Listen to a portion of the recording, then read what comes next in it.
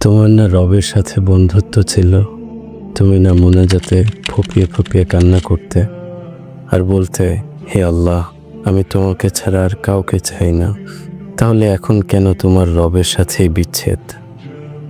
তুমি না তওবা করেছিলে? তুমি না আল্লাহর জন্য সব ছেড়ে দিয়েছিলে? তুমি না বুঝতে পেরেছিলে তোমার আসল ঠিকানা কোথায়? তুমি না মুমিন হতে চেয়েছিলে, ইসলাম মেনে চলতে চেয়েছিলে? ভুলে গেছো? আবার কেন পাপে জড়িয়ে গেলে? তুমি না সিজদায় পড়ে কেঁদেছিলে তোমার গুনাহের জন্য? তাহলে কেন আবার দুনিয়ার ধোঁকায় পড়ে গেলে? তুমি কি হেরে গেলে তোমার নফসের কাছে? আল্লাহর প্রিয় হতে পারলে না? বারবার শয়তানের ফাঁদে পা ফেলছো?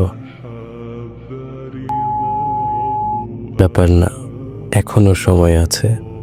তুমি কি জানো না তোমার রব কত মহান? তিনি অপেক্ষা করছেন তোমার জন্য, তোমাকে ক্ষমা করার জন্য।